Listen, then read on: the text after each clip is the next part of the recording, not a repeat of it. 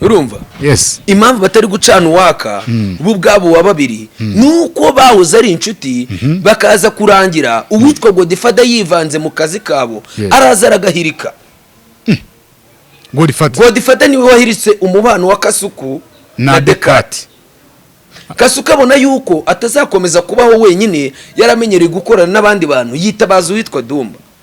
Ubu witwa Kasuku, uwitwa Kasuku na Dumba bamaze gufata icyitwa Instagram live bagisize ku rundi rwego. Aka kanya ndakeka yuko uri umuntu ugiye gufata umuhanzi we ngo umushakira umuntu umupromotinga kuri Instagram. Uraza gusanga uraza guhitira kuri uyu uwitwa Dumba ndetse na Kasuku. Ariko nabo nyuma yabo bose umenye yuko abo bose bahise bisanga bose muri team B. Ariko n'uwitwa Kazungu buretse ndaje ndakubwira urwego rwabo. Uyu Kasuku na Dumba nyuma yuko biyogaragaje yuko bo bari nyuma ya Bruce Melodie, Godfather ise yifatanya nande na Dekati bakora Twitter space ishigikira umuhanzi mu gisha Benjamin ari we The Ben mu rwego kugira ngo baze kuri side yo gushyigikira The Ben abandi baze kuri side yo gushyigikira Bruce. Nyuma yuko ibyo bintu byaturutse ubwo Bruce Melodie yarahagurutse agiye muri tour y'indirimbo yiwe when she's around yari yakoranye na Shaggy mu rwego wo kujya kuyipromotinga. Abahanzi bo mu Rwanda ndetse n'abapromota bamugirira ijinyori banga kumupromotinga. Uwitwa Bruce Melodie nibwo yafataga umwanzuro wo kuvuga ngo nimba koko mu nkunda ari uko ni mu Rwanda mwaba ngiye hanze mukaba mutari gukurikirana bitaramo byanjye, mutari gupromotinga show zanjye, mutari kumvuga, mutari kunwikira, reka nanjye negere Kasuku na Dumba twigire muri live za Instagram ndebe yuko abantu mutazanya understanding kuko ni nabo bananwikira. Ibyo bintu birakozwe. Nyuma yuko Bruce Melodie mbere yuko Bruce Melodie aza muri ibyo bintu uribuka bifu yabaye iri hagati ya Bruce Melodie n'uwitwa Godfather kuri Twitter space ubwo uwitwa Bruce Melodie bamutumiraga kuri Twitter space bamuha ijambo atangiye kuvuga baramubwira ngo tugiye kukumanura ngo ntabwo uri umuvugizi wande wa Coach Gael baramumanura bazamura Coach Gael arangije araza aravuga ngo nimba muri urwo rusaku rwanyu muri gutongana nta kintu mfite cyo kubabwira keretse ni mubanza guceceka. Godfather bazanya agasuzuguro, Dekati azana agasuzuguro, Coach Gael batamubihana arangije aravuga ati sinyane no kuvugana namwe nimukomeze mwivugishe. Byabayeho kandi suko byagenze urwo ni rwo rwego nkubwira ngo aho ngaho nuza wahaturutse amatiku n'amatiriganya. Ariko ngo Dumba na Kasuku Dumba na Bruce Melodie batumiye Godfather nayo kuri live Instagram baramumanura. Impamvu bagombaga kumumanura niwo wamugana uvuga ngo akebo kaji wa mugarura. Nimba koko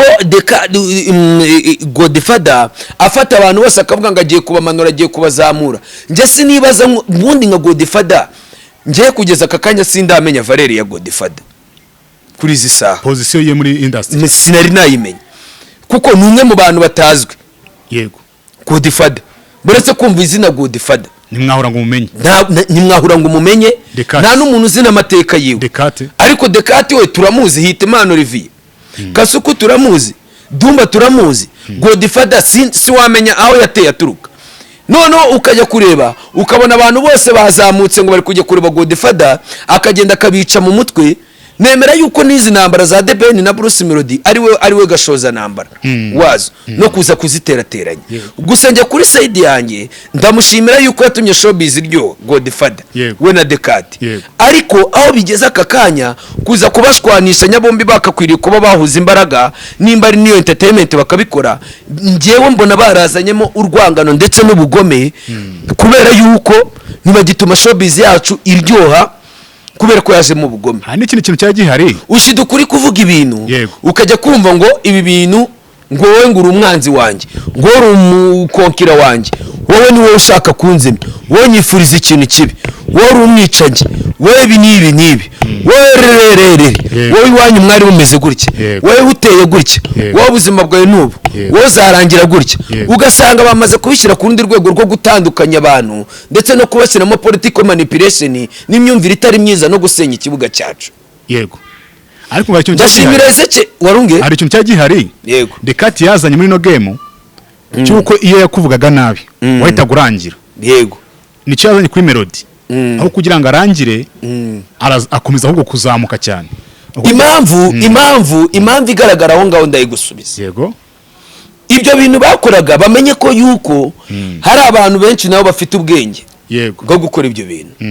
nimba koko ikibuga cyari kiyobowe na Dekati kiyobowe na Kasuku aka kanya hakaba hari umupeti bita Apolonation hari uwitwa Nyita Cedric hari uwitwa Blessing hari uwitwa Kazungu Bossi hari abapeti benshi baba social media influencer bari gukora kuri Instagram bari kurekura amaboro bari kuri miro ya dance abitwa ba panda ano yenshi hari abapeti bari gutwika ku mbuga nkoranyambaga zabo cyane cyane kuri Instagram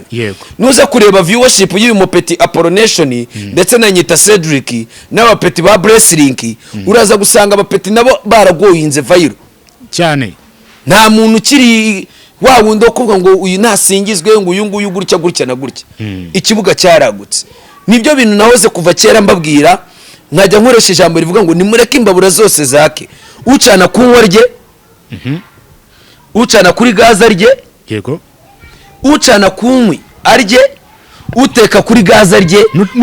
nuteka no ku makara nawe arye yego nuwo kuri rondereza nawe arye yego ibyo byose nibyo bintu biri gutuma showbiz yacu irimo iragenda ikura ariko nkaba ninginga abantu kubasaba ngo nimba ari showbiz dukora tuyirindemo imitima mibi n'ubugome twirinde abantu bari kutuza mu matwi batubwira ibintu by'ubugome guhemukirana ndetse n'ibindi bintu deje ubwacu mubanze mumenye ko twipanze akazi turi mu gihugu cya tambarari yego turi mu gihugu kigendwa turi mu gihugu gifite umutekano turi mu gihugu cy'amahoro turi mu gihugu kidushishikariza ubumwe n'ubwiyunge cyane mu cyongereza bivuze ngo unity and reconciliation ibyo bintu nirirwa mbabwira suko ndi umunyabwenge suko IQ yangira dope cyane ahubwo niko ndi umwe mu bakiriyetinze bino bintu mu rwego rwo kugira ngo twese duhuze imbaraga tuzamure showbiz yacu ugira itafari ushyiraho ngira itafari ikiraho naho ubundi nimuza guhondanya imitwe gutya none se ubu nk'aka kanya nimba wumva ngo team B team ya Debeni ngirimo ngo Godfather na Dekati ngo nibo ba promoter yego ngariko ngo team Bruce Melodie irimo Kasuku na Dumba ngo nibo bonyine bagiye gupromotinga ese koko nimba namaze kwipanga akazi muri ubwo buryo ngo muzajya kuri Debeni ngabani mujye kuri Bruce Melodie abandi bahanzi bo bazazamuka barumuna babo bazazamuka gute koko na muri aba promoter koko nimba muri aba promoter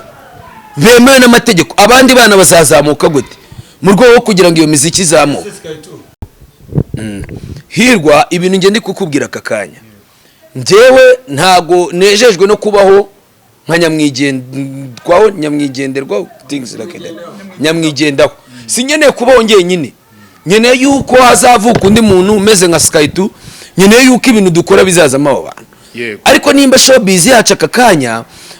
aya ma big fish tubona ubwo nimvuga aba big fish mvuga ndi kuvuga Dekati nkavuga na Kasuku kuko dutangira kubona bino bintu byo gutwika ku ma media twabibonanye abo bantu buretse Dumba kuri TikTok wamenye TikTok before we namubonaga kuri TikTok no kuri Instagram gakenya ari we muntu urekura ibyo bintu ariko kuri Instagram arayoboye nyine nibyo bita kwipanga akazi aka kanya Dumba ashobora kuba atagira ikintu avuga ariko Dumba tugiye kureba mu bantu bafitiye agaciro ndetse n'akamaro entertainment yacu ndetse na showbiz nyarwanda muri rusange buretse n'iyina East Africa Dumba no wa mbere kuko nimba Dumba ageze ku rwego rwo guhostinga Harmonizer agahostinga Mbosso agahostinga Diamond Platinum deja akagenda agerageza kwiyegeranya nabo bandi bose mu rwego rwo kuba promotinga urumva yuko Dumba afite uruhare runini Ezekiel much respect ningera kuri Kasuku ndaza mbwate Kasuku nawe aracyari muri wa mujyo gushyushya game ariko ningera kuri Godfather na Dekati ndaza gusanga barigumuye mu buryo butari bwiza uburyo batari mu buryo bwiza nimba basigaye bakora ama Twitter space ugasanga nayo kujya ku muntu umwe gusa ugasanga ngo bateguye ngo Twitter space yo kuvuga ku muntu umwe ni ikibazo gikomeye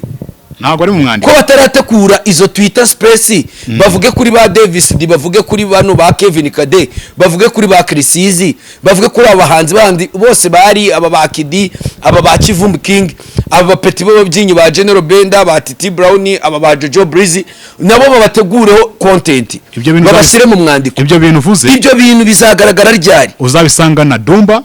ubisangane Kazungu ka Boss yes sir ubisangane Nyita Cedric yego Apolonation yego yes abo ngabo bandi Dumba na Godfather uzasanga muri team bari muri nyine bo bamaze kwipanga akazi ngo muri team The Ben ariko ngiye nkaba mbona yuko aka gakino barimo yego ni byiza dukeneye amatiku ariko ntabwo dukeneye amatiku arimo bugome yego yo gushwanishanya abantu usange ngo ukasagatiza ngo kakantu gatoya uhaye umuntu ngo akunde ngo dushwane nge nawe ngo twangane ese wajyure kakareba icyo kiganira kitoranyiriza amakana ari buvuge ibyo bintu bigezweho ngo mushwanishije abantu ngo runaka yakuvuze yibi mwangane mushwane nimuhura nimuzasuzanye ubwo bigiye gutangira tube nk'amaroza atangira nimba koko muri football nyarwanda yego abakinnyi bageze muri 10 nabangaye bose bamaze gusezera football hejuru y'amarozi Danusenga Imana yego yasezeye umupira w'amaguru ubari muri Canada agiye gukora ibintu ngo bya fitness hejuru yuko atarafite n'imyaka yo gusezera cyane kubera depression yo kumva ngo amarozi karira bamarara Bertrand uramuzi yego yavuye muri football kubera ibyo bintu bivuga by'amarozi nawe akiri muto yego ufata uyu Mirafa usezeye ku myaka 28 kubera ngo amarozi nibiki bivugwa yuko ari hafi kwigendera urabona iyi showbiz yacu abantu batangiye kwica iyi showbiz yacu ninza kuvuga abantu bagiye kuyihirika n'uyu Godfather n'uyu Dekati n'uyu Kasuku n'uyu Dumba bitewe n'ubwumvikana buri hagati yabo bwo bukeya bitewe buretse impamvu nawe araza kugaragara mu mwandiko ni ukubera ko hagati yabo icyo bapfa bari gupfa indamu ngumwe ngo ngewe ntamikwa ngo na timu ya The Ben abandi nabo ngo ntamikwa na timu ya Bruce Melodie ese ibyo tamira ryanyu muzatamira ryari kugeza igihe muzumva n'abandi bahanzi ubu witwa Zotrap ntago ari umuhanzi mwiza abitwa ba Orix ntago ari abahanzi beza bari gutwika showbiz yacu nyarwanda none niba Dekati yamaze kwipanga akazi mu gufata Zotrap na ba Orix akabahuza icyo gihe nawe turamukeneye Dekati ntareke ubwo ibyo bintu byiwe byo kujya kwishinga Godfather batanaziranye bataranahura oya Dekati rishyamba rya Trapish urumva yego nimba afite ishyamba Trapish muri wese atafata bari abapeti ni naziri ya collab ni Dekati uri kuzitegura ni nawe uziri nyuma no kugira ngo byumve neza kugira ngo afashe kuzibona ubwo nuko ngo nyuma yuko Trapish gang yiriye kuri Dekati ubwo yahisemo gufata Zotrap na Orix agashaka kugira ngo amute mu gihome atangira gushaka kwiyemera kuri babushi agaragaza ball za babushi kuko Godfather yigeze no kugirana ikibazo n'uwitwa Betray bigera naho bashwana bigera naho Betray yamukatira amugira ngo wowe nta value nimwe ufite ubu rero kubera akora mu Petit Zotrap urumva yaza akora ball zenda gusa n'iza Trapish gang niyo mpamvu uyu munsi Dekati urumva ari gushaka kubabaza bari abatipe bose n'abari abatipe bakora za kinyatwa bakora za trap bakora na za drill urumva kugira ngo azamure bari abapeti ariko we ubundi bari incharge wibuka ariko ko uyu mupeti uyu Orix ni umuhanzi wa Trapish music nene urumva Zotrap ariko we yibereye muri Kavu aracyari umwe aracyari kuri ya endi wani umunyemana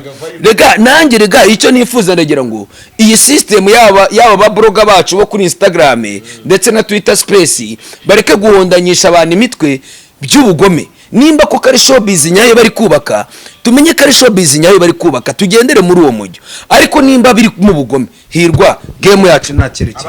game ni umwanda nimba game iri kuzamo umwanda umeze gutya imicafu imeze gutya ubugambanyi n'ubugome ukaba uri kureba show y'umuntu ugakatama agatiza ko kugira ngo muteranye n'undi muntu usanga abantu uri kubashwanisha intambara z'urudaca mutangiye kugirana amabifu atameze ukuntu ibintu byaje birimo opinion z'abantu abantu batangiye kuganira mu buryo bwo kugira ngo bazamure showbiz nyarwanda mubizanyemo amatiku mubizanyemo rwaserera umuntu aravuga undi none nabonye bamwe na bamwe nashaka no kugaruka mu mwandiko ngo batangiye ngo kwipanga akazi ko gutukana ese murabona mwebwe muzi gutukana kure ikintu gitangaje se ni ukuvuga ngo entertainment yo mu Rwanda kuva yabaho abantu baho bose bashaka kuvugwa neza noneho bakavuga abandi nabo abandi abo bavuze nabi bagatuza noneho ikintu kigaragara ko abantu bo mu Rwanda urumva bo muri entertainment hano showbiz yacu hano mu Rwanda bari empty aba bantu deja bari kudukinisha umuvuga ko bari hanze uyu Godfather ari mu gihugu biravuga ko aba mu gihugu cyo mu Bwongereza Godfather aba muri Amerika ngaba muri Amerika umuntu aba mu Bwongereza ni Dekate ngaba mu Bwongereza Dumba aba muri Canada Kasuku aba muri Amerika ibaza abo bantu bari kutugonganyisha imitwe nta ukora umuganda no kwa gatandatu ku munsi wanyu kwa gatandatu wanyuma w'ukwezi nta numwe ukora umuganda hano ariko bo bari kudufata bakaza gukina natwe n'ubwonko bwacu nitwe twagakwiriye kuba updatinga nitwe twagakwiriye kubahereza ama breaking news none ngo bipanze akazi ko gusenya game umva ikintu kiba barabakoboyi bakina n'ubwonko bwacu tukabaha topic bashyira kuri platform zabo bagacuruza no kuvuga ngo batamfashe ngewe nawe Sky tubaduhondanye imitwe ntago babona content bazakoraho ukwezi kose kandi binjiza amafaranga yabo uri kubyumva neza none natwe rero turi mu gihugu twahurira green ronje cyangwa handi haboro ugasanga nta muntu uri kuvugisha mugenzi we umakajya twarashwanishije n'umuntu ba muri Amerika udakora umuganda kwa gatandatu wa nyuma w'ukwezi cyemfungiye ntanga y'ikiganiro ndumva nta kindi kintu cyo kuvuga urakoze cyane wamfura sawa urakoze reka twibutse abantu bakomeze bakore subscribe gahunda yacu ni ku ISANO Media Entertainment turaza gukomeza tugenda tuba updating ibiganiro bigiye bitandukanye kandi byiza nabonye bamwe mwatanye kutubwira ko mukeneye abatumirwa turi kugenda tubyigaho ndaza kuvugisha umubosi wo muri ISANO Media Entertainment tuganire nawe abo batumirwa mukeneye yuko babasesenguzi bafite opinion imeze neza cyane ko tubakeneye kuzajya baza hano tukagira ibyo tuganiraho tukazajya tubakubita ubusesenguzi busangiwe cyangwa se bwasharinzwe ni muri rusange tugiye gutangira kubategurira mudutegereze kuno kwezi kumwe kurangire tubahereza show tugira ngo channel yacu mu updating reka tubasabe mutwuzurize abasabi 250 bakimara kuzura 250 turaza guhindura system y'imikorere ubundi ibintu bizamukaho motiviyowinge mudusharinge nimurangiza mujye muri comment mutwandikire ubundi natwe bitekerezo byanyu turabyumva kandi turabakunda cyane much respect kuri wowe nkunda much respect kuri wowe ukunda ibikorwa byanjye alongside Hirwa the promoter nshimira Kamaro aka Nkota y'Amatovu ku buryo uri gukomeza kuza kunsupportinga ku ISANO Media Entertainment as you see as you know keep it up.